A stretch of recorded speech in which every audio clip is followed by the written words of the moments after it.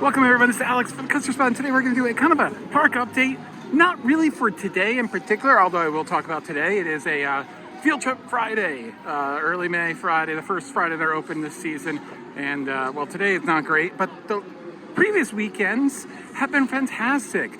Canyon Moon's running really good. Ops have been hit or miss. One weekend they were like rolling it. The team there just had so much energy. It was amazing how quickly they were dispatching. And then on their weekends, it's triple stacking if they're even running 3 trains. And when they are running 3 trains and triple stacking, there's no point of running 3 trains. But yeah, I can't complain too much. It's been okay.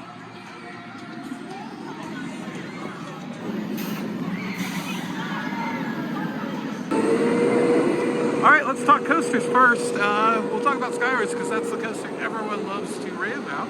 I think it's running pretty good this year. Really smooth for Skywards, even on the wing seats. However, I feel like it's been running a little sluggish most of the time. Although today was really good. Actually kind of grayed out a little bit in one of the turns.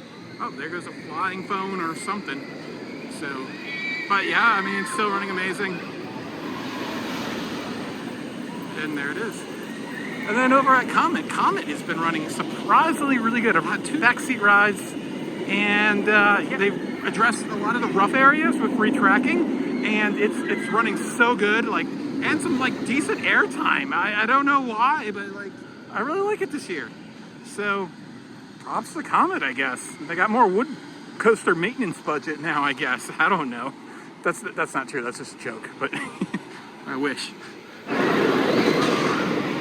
One thing that's very disappointing is over at Super Duper Looper, when it's open, it's running 1 train, and that just seems so disappointing. Yeah, this was like a big deal back in the 70s when it was the first vertical looping roller coaster, but now it's more considered like, my first looping roller coaster. So a lot of kids ride it, and they've been running 1 train all season long, with the second one sitting on the brake one. I don't know what the deal with that is, but I really wish they would address it, because it's just a shame. Now, some of my observations are actually probably might be a year old, because it wasn't a season pass holder last year, so I didn't really take notice of some things. They got rid of those terrible leverless fast fill stations, thank God. But they did get rid of the freestyle type Pepsi machine, where you could add different flavors, which is kind of a bummer. So good and bad. And they also got rid of the cookies from over here, which is really sad. They added these self-scanning food shop right here at the Pepsi 365. So Hersheypark has actually been doing really well with operations, except for today, where I think in purpose, they knew not a lot of kids would be coming today, so none of the kids' rides are open. Like nothing over here, or the bumper cars. Lots of fly rides are closed.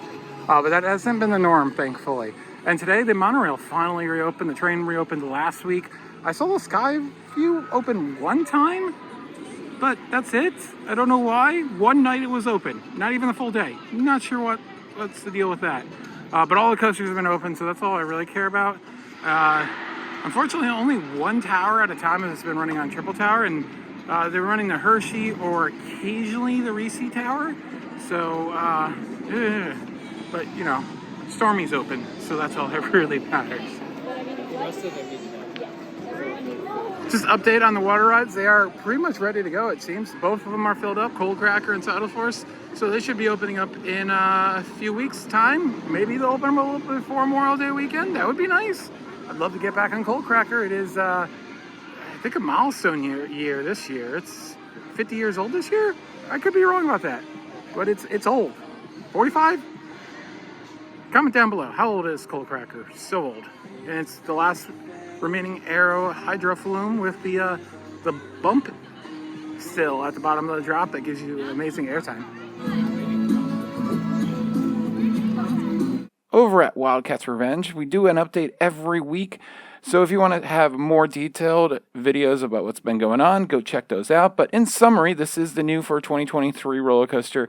Track is nearly complete. They've been testing trains around the station and brake run area, working on those final touches to get this thing open. Hopefully Memorial Day weekend, but I'm not holding my breath. Hopefully soon thereafterwards, though.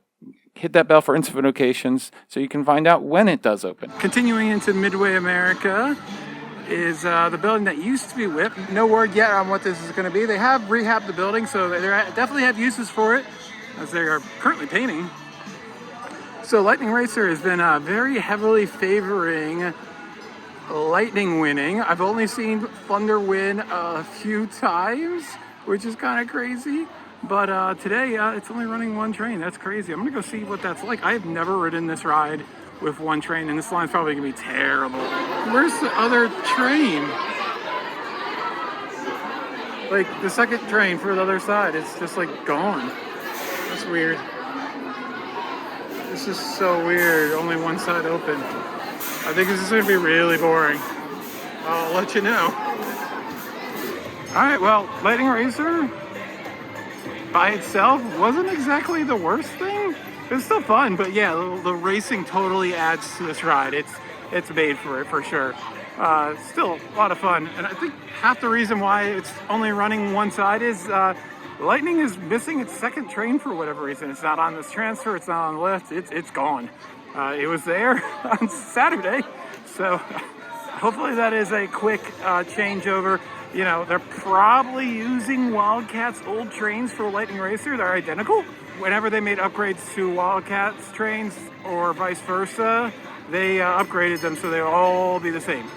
So yeah, I don't see why they wouldn't use 6 trains so they can always have one in rehab. And they might be just switching it out this weekend, and hopefully they'll be back next weekend. Over in Zoo America, we showed you this in the last update, but they've opened souvenirs. They got rid of the snack stand here because they were tired of people feeding the animals, making a mess, and they added a gift shop. Has some fun merchandise, some branded to Zoo America, some generic stuff, but really fun. You have these fun bags. You can't get those on Amazon, no, just saying. But then I have these cool Zoo America shirts. Something I would love. I would love a prairie dog. When we were in here a few weeks ago, the lady at the register said that she would pass my input on because they're obviously the cutest thing in this place. And they have these kind of retro shirts. And then mugs. So, and they also redid the entrance lobby as well, streamlined security and all that stuff. But not really much to show you there, other than it looks a lot nicer.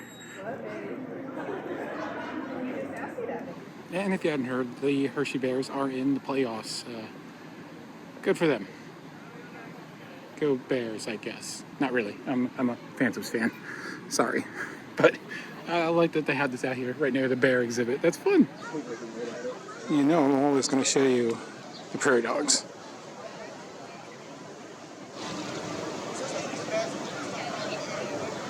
Over at Great Bear, it's been running absolutely fantastic this year.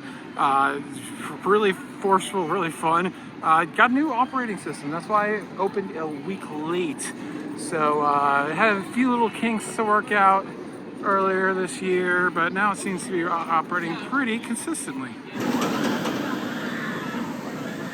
So we've come to the end of the update. First of all, I want to apologize for going from studio recording to in-park recording audio. I know it can be a little bit jarring, but I was recording 2 other videos and kind of just lost track of what I needed to record. But in summary, I've been brutally honest with this park in the last few years, and if you've watched my videos, you know that I've been kind of negative over it, but just honestly negative. It's been a rough few years for Hersheypark. It's great that their hours are getting back to normal, having late closures, earlier openings, and that is the one thing that was really bugging me. There are a few rides that are still not open this year or running and not all the time. They need to address that, but go get a job if you love amusement parks and want to have a great experience, because they need the employees. That's the biggest issue they are facing right now, and that's why you see one side of Storm Runner running and rides opening late or all that stuff. But and another thing, I really think they need to address having entertainment. I know that's probably not in the plans this year, but it's a family park. They should have entertainment for all ages beyond just having the sea lion show and some character meet and greets.